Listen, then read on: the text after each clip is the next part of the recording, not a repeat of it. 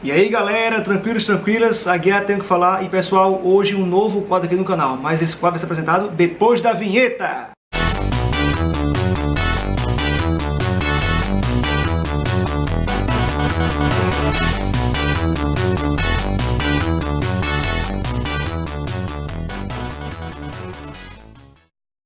E aí pessoal, como eu estava falando, esse é um vídeo que vai iniciar um novo quadro aqui no canal, tá galera? E esse quadro eu resolvi batizá-lo de dos games para os HQs, tá? Porque eu acho interessante que geralmente nós temos várias vezes os personagens dos quadrinhos sendo transportados para os videogames, né? Tem vários exemplos aí, Batman, Homem-Aranha, X-Men, Wolverine, Hulk, Super-Homem. Vários personagens já tiveram vários jogos aí, você vê que tem um monte de jogo do Homem-Aranha, né? O Batman aí tem jogos que são bastante memoráveis, né? Principalmente essa trilogia do Arkham. Então é muito comum a gente ver os personagens dos quadrinhos irem migrar para a mídia dos games, né, cara? O mundo dos games. Mas também nós tivemos aí vários exemplos do contrário disso, né? Quando o personagem do videogame se destaca bastante, um jogo e tal, e aí ele é transportado para a mídia dos quadrinhos e tem uma versão daquele personagem, daquele grupo, daquela história, em quadrinhos, tá? Então eu resolvi escolher aqui um jogo, que foi um quadrinho baseado num game, de muito sucesso, né? Que, enfim, teve uma trilogia, agora está com o quarto jogo lançado, né? Eu sei que tivemos vários quadrinhos baseados aí em jogos de luta. Já teve mangá do Street Fighter, quadrinhos do Street Fighter, quadrinhos do Mortal Kombat, né? Tem até um bem recente do Mortal Kombat que eu não ligo, eu tô até interessado em ler, cara. Mas o que eu peguei aqui não é desses jogos de fighting games. O que eu peguei aqui, galera, é um jogo que é bem famoso, que é o God of War, galera. Isso mesmo, ó. Foi lançado pela DC Comics, que adquiriu os direitos, né, para lançar essa história. E a equipe criativa, galera, a equipe criativa foi muito bem selecionada, porque nos roteiros nós temos Marvel Wolfman, galera, aqui, ó. Marvel Wolfman no roteiro e Andrea Sorrentino na arte, galera. Olha aí, equipe de peso, né, uma dupla de peso. Marvel Wolfman, cara, é sem comentários, é um excelente roteirista aí, que escreveu Crise da Infinitas Terras, escreveu umas fases muito boas aí do Novos Titãs. É um puta de um roteirista, cara, um cara de renome. E André Sorrentino é outro, né? André Sorrentino é um desenhista de mão cheia, é um cara que fez aí parceria com Jeff Lemire no Velho Logan, né? Entre outras coisas que ele fez para a Marvel também, desenhou ali coisas em Império Secreto. É um desenhista diferenciado, né? Agora eu tenho umas ressalvas aqui em relação tanto ao roteiro do Marvel Wolfman quanto às artes do André Sorrentino, né? No caso do André Sorrentino, o que me causou um pouco de incômodo é que é muito escuro, né? Algumas cenas assim, tá muito sombreado, tá muito escuro, tá um negócio muito sombrio demais, e aí isso acaba dificultando um pouco você conseguir ver a expressão facial do personagem, você conseguir entender a fisionomia, e até algumas cenas, alguns movimentos ficaram um pouco ocultados. Tenho pra mim que em cenas de combate mais duro, né? Esse quadrinho, galera, é bem violento, né? Ele tem batalhas assim, até porque igual do né? Kratos é um cara que mete a faca em todo mundo mesmo, não tem essa. Resolve tudo na base da lâmina, né? Na base do corte. E aí, cara, esse quadrinho é muito violento. Então eu acho que talvez por causa dessa violência exacerbada, o desenho seja mais sombrio, para dar uma leve censurada aí, né? Em algumas partes, tá? Para isso que pode ter sido isso. Mas ao mesmo tempo a arte do André Sorrentino, cara, é muito bonita aqui. A arte dele é muito séria, é muito sóbria nesse caso, né? Parece às vezes um filme aqui, uma foto mesmo em alguns momentos, tá? Mas eu acho que em muitas partes poderia ser mais claro e ter uma nitidez melhor, para você poder ter uma visualização da cena mais completa. E no caso do roteiro do Marvel Wolfman, o que eu achei meio estranho é que tudo bem, ele está escrevendo a história do Kratos, que é um personagem fodão, né? Um cara altamente brucutu, que enfrenta todo mundo de peito aberto, né? No jogo ele mata todo mundo, 200 monstros, os deuses lá também cai na faca em relação a ele. Só que eu acho que ele se empolgou, cara, em escrever uma história. O Kratos é tão destemido, é tão decidido, tipo, nada consegue pará-lo, nada consegue, né, refrear os intentos dele, que me parece às vezes que o Marvel está escrevendo realmente um personagem de game, onde esse personagem tem consciência de que ele é de videogame e ele pode morrer e voltar, ou seja, ele pode dar continue, ele sabe que está salvo o caminho dele até ali, aí pode morrer e voltar, né, porque está foi salvo, né, no memory card, sei lá, alguém, enfim, né, galera. Então isso é um pouco chato, porque tira, né, aquela suspensão de descrença. Você, velho, é um personagem de game, então isso eu achei um pouco ruim. Porque o Kratos aqui, galera, ele é que nem um videogame, cara. Ele pula de peito aberto, enfrentando os maiores inimigos, os maiores monstros. Olha, pode ser o monstro mais sinistro do mundo, a criatura mais bizarra, que o Kratos vai enfrentar como se estivesse enfrentando, velho, um ladrão de esquina, entendeu? Então isso é um pouco assim, inverossímil, apesar de ser o Kratos que a gente tá falando, tá? Mas, galera, vamos falar um pouco sobre a história, galera. Vou dar uma breve sinopse. Essa história aqui, ela se passa em tramas paralelas, porque é mostrado tanto o Kratos em sua fase Deus da Guerra, quando ele mata o Ares, né, e se torna o novo Deus da Guerra, né, ele ocupa um lugar no Olimpo, no lugar do Ares, e vira o Deus da Guerra. E a apelação com essas duas lâminas dele, né, flamejantes, que estica e tal. E também tem, ao mesmo tempo, e paralelamente, o Kratos lembrando, né, de sua fase mortal, como mortal pré-Ares, quando ele era um dos discípulos de Ares, né, e enfim, né, idolatrava o Ares e tal, e foi traído, aquela coisa toda. Então a história passa nessas duas fases aí, do Kratos no presente como Deus da Guerra e o Kratos no passado como mero mortal espartano. E o que acontece, galera? Por que tem esse paralelo? Porque na história é mostrado, vou mostrar pra vocês algumas cenas aqui, os desenhos, tá? Que o momento presente dele e o momento dele no passado tem uma grande semelhança. Porque tanto no passado como no presente agora, ele está indo em busca de um fruto da ambrósia. Essa ambrósia é uma árvore divina, uma árvore da cura, na qual gera esse fruto. Esse fruto ele espelha uma espécie de suco, né? E esse, vamos dizer assim, né, esse líquido, né, cara, esse fluido, ele é um fluido altamente curativo, cura tudo, cara. Esse fluido ele cura tudo, qualquer doença, qualquer enfermidade, esse fluido resolve, né? É tipo realmente um líquido dos deuses, cura tudo. E aí o que acontece, galera? Como o Kratos ele é espartano, em Esparta tem aquela tradição, né, cara, aquela lei que eu acho bizarra, eu acho horrível, de que a criança, né, o bebê que nasce defeituoso, que nasce com alguma doença, que demonstra que ele não será capaz de se desenvolver como um guerreiro, né, forte, ele tem que ser descartado no Monte Taigito.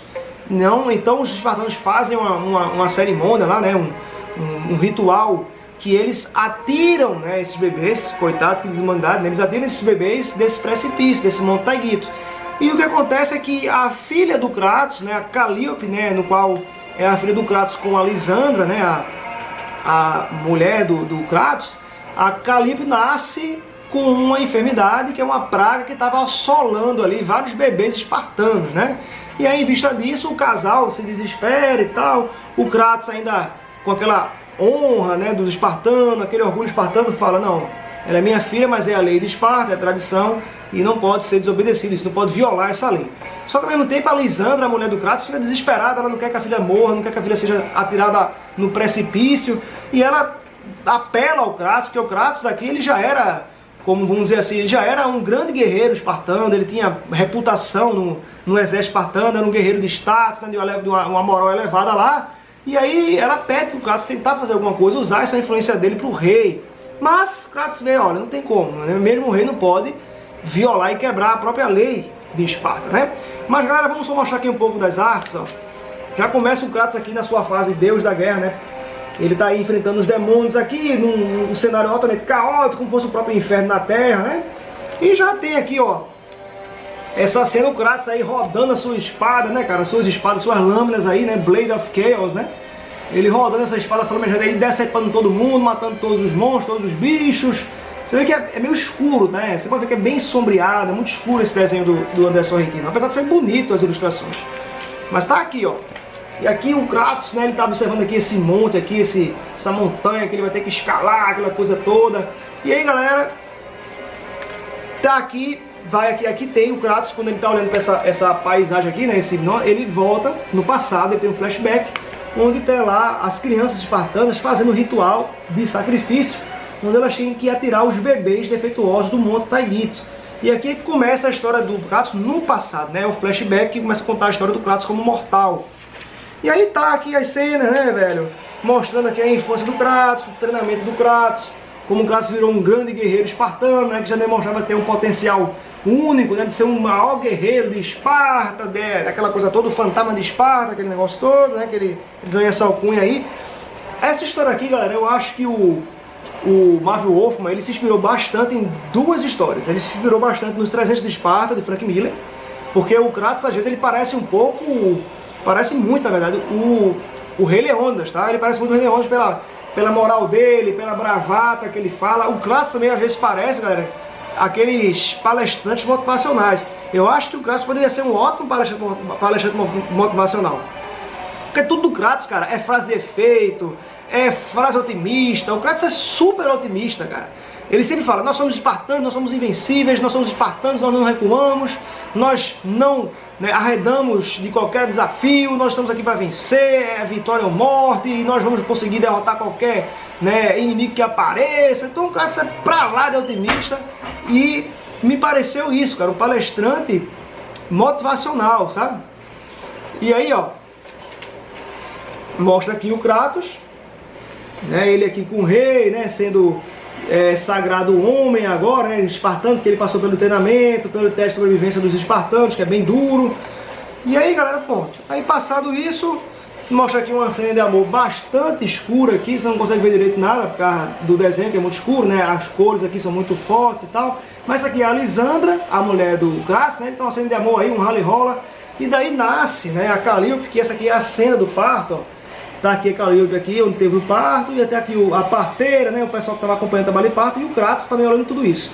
Mas assim que nasce a Calíope, o pessoal que estava lá acompanhando a Lisandra, que assessorou no parto, viu que ela nasceu com uma deformidade, que é característica dessa praga aí que assolou vários bebês espartanos, E aí, em vista disso, tem esse drama, porque eles sabem que o bebê que nasce deforme, com deformidade, com qualquer defeito, qualquer doença, tem que ser sacrificado pela lei de Esparta.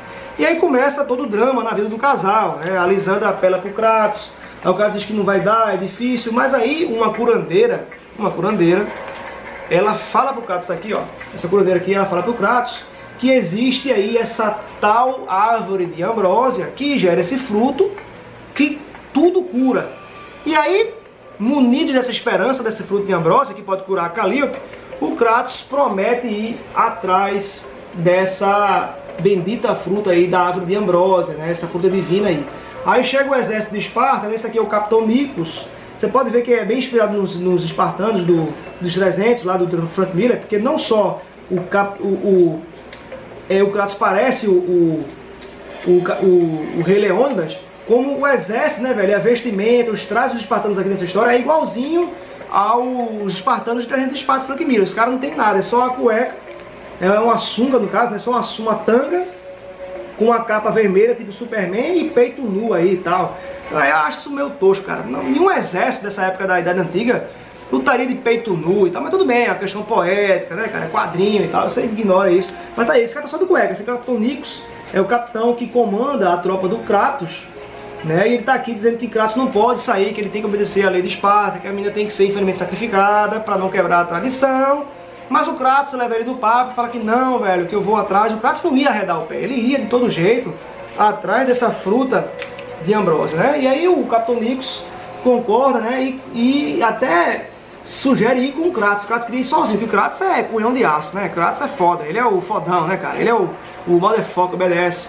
Mas aí o Capitão Nikos insiste em ir com o Kratos nessa missão aí, e vão Kratos e o Capitão Nikos e sua tropa, Kratos é até um cara que serve o Capitão Nikos aí na tropa. Mas aqui, ó, e nesse terim todo, é mostrado lá os deuses do Olimpo, Esses deuses do Olimpo tá aqui, o Ares, ó.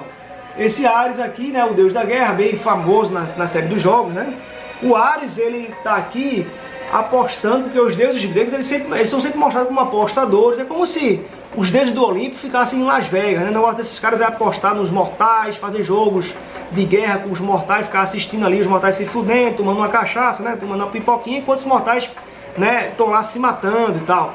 E aqui, é claro, qual é o jogo dos deuses aqui? Tá aqui os deuses do Olimpo, essa cena aqui, ó. Os deuses do Olimpo, eles estão escolhendo os seus campeões em quem vão apostar. No caso, o Ares, ele escolhe o Kratos, O Kratos é o campeão do Ares.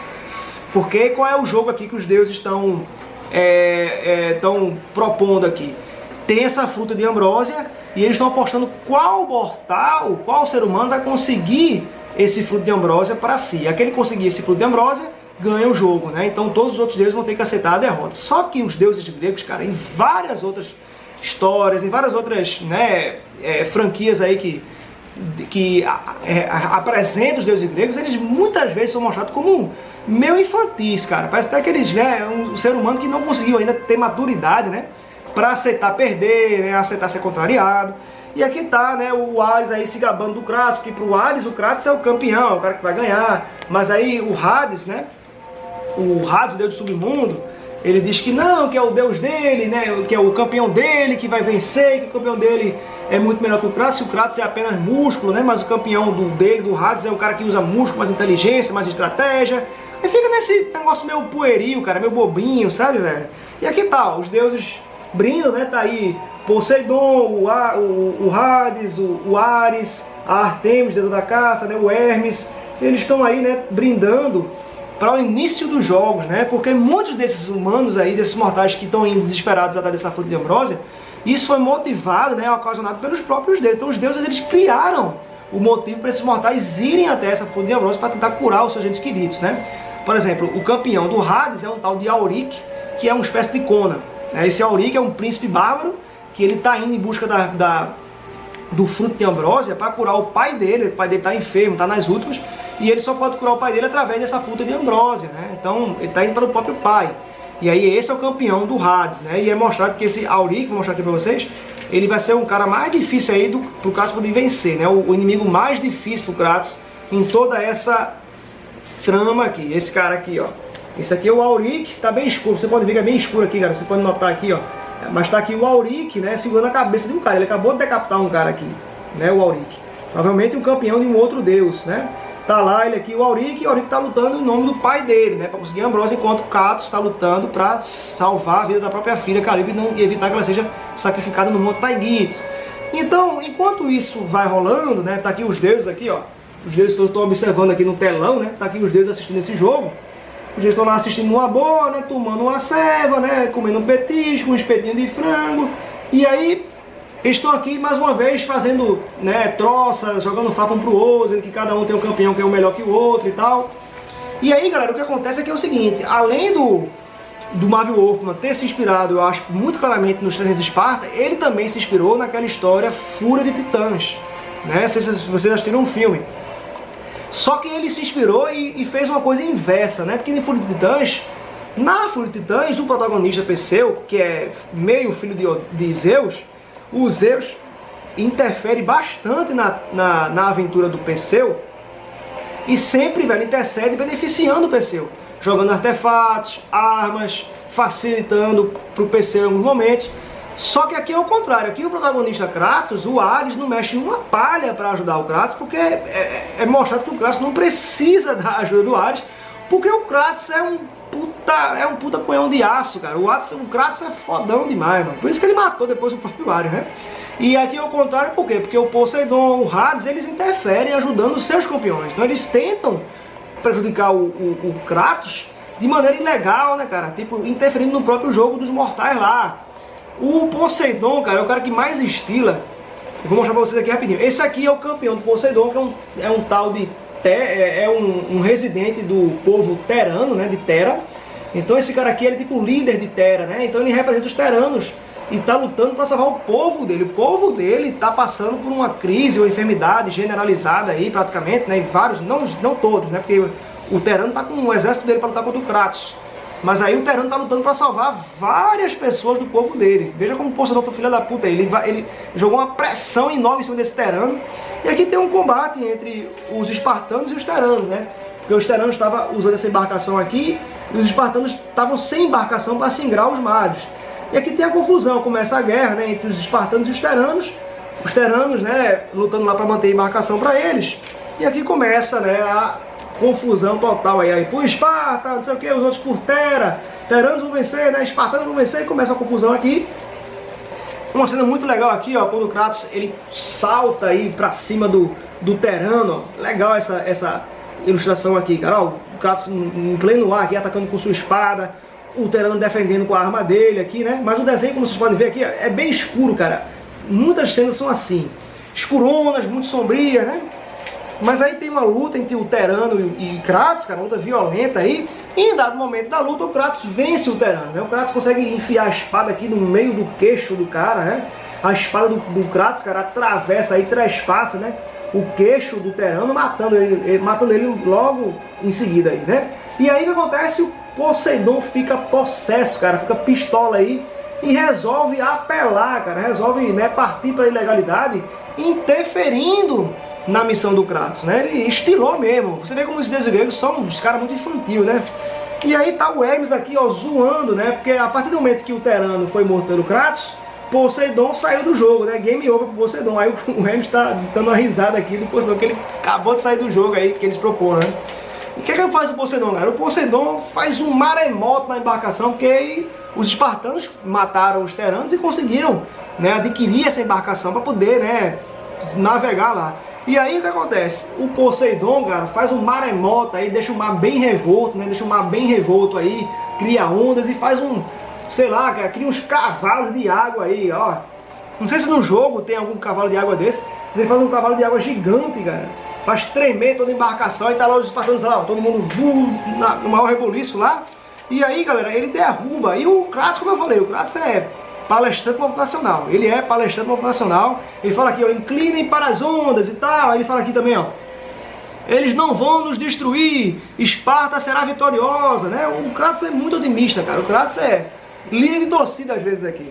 E aí, mas o Poseidon faz até o quê? Um redemoinho, galera. Um redemoinho, derruba, né? Ele naufraga aí a embarcação dos espartanos e ainda faz um redemoinho, galera. Só que, como eu falei, o Kratos é muito destemido ao ponto de você pensar, nossa, esse cara tem consciência de que ele é um personagem de videogame. Não pode. Porque, cara, na próxima cena, os espartanos estão no meio do mar, de noite, tendo consciência que o Poseidon deve estar agindo contra eles ali por trás dos panos, e ainda tem no fundo do mar, galera, uma porra de uma serpente gigante, cara. Uma serpente gigante no meio do mar lá. Aí você pensa, o Kratos agora vai dar um cagaço. O quê? Nada, cara. Ele pula pra cima da serpente de peito aberto aqui, cara. Olha o tamanho do Kratos. O Kratos é esse cara aqui, ó. Olha o tamanho da serpente. Isso aqui é a serpente com a boca aberta. É praticamente uma formiga, cara. O que acontece? O Kratos não sobe pra cima dessa serpente, como ele enfia a espada dele no olho da serpente aqui, cara. Vencendo a serpente. Olha isso, cara. O Kratos enfia essa espada na serpente, detona um monstro. Ele vence essa serpente, cara, na maior moral, assim, sem medo nenhum, sem nem titubear. Não dá pra acreditar nisso, cara. Aí depois os espartanos conseguem, né? Eles mergulham e encontram no fundo do mar uma saída pra eles aí, né? Eles encontram aí uma abertura numa rocha lá, né, cara? E eles saem do fundo do mar aqui por essa passagem aqui e voltam pra terra firme, tá? Aí depois volta, né, pra história paralela, onde tá já no presente o Kratos como deus da guerra, indo atrás da fruta de Ambrósia, com outro motivo bem diferente do que ele está indo no passado, né? Ele está indo no passado para buscar a fruta de Ambrósia e usar isso para curar Calipo e evitar o sacrifício. Aqui no presente não, ele está indo com outro objetivo, que é muito oposto a esse, que eu não vou falar aqui para não dar spoiler para quem quiser ler essa história aqui, que eu recomendo até, tá? É divertida, é legal, é uma aventura muito interessante, bastante violenta, só que o Marvel Wolfman força um pouquinho aí no roteiro, na coragem do Kratos, na força do Kratos. E o desenho do Sarrantino, apesar de ser muito bonito, às vezes ele é muito escuro, atrapalha um pouco você identificar algumas cenas aí, mas vale muito a pena, galera, tá? Então é isso aí, pessoal, o primeiro vídeo do quadro dos games para as HQs. Quem gostou aí, dá aquela curtida, se inscreva no canal, pessoal, compartilhe isso com seus amigos e amigas, e até o próximo Aguiar Tem o que Falar, pessoal!